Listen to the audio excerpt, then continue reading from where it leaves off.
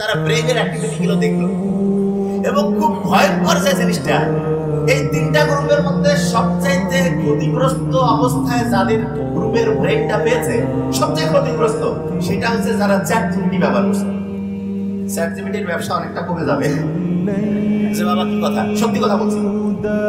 সবচেয়ে ভালো কাজটা ছিল গুগল।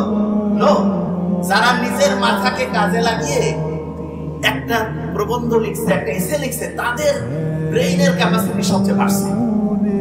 গ্রাম যে ভালো, এটা এই কারণে বলি, গ্রামের বাচ্চা কাচ্চার ব্রেইন আমি বলি দেশি মুরগির ব্রেইন, আর চ্যাটজিপিটির ব্রেইন হচ্ছে ব্রয়লার মুরগির ব্রেইন।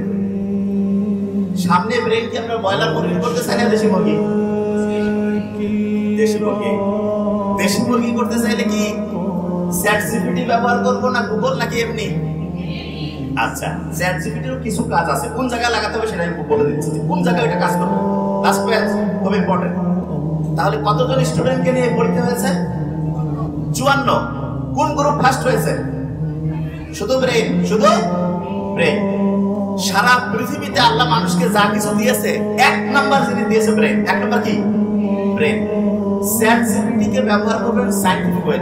আপনি যদি চ্যাটজিপিটির দাস হন, খেয়াল রাখবেন, আমি একটা জিনিস বলি,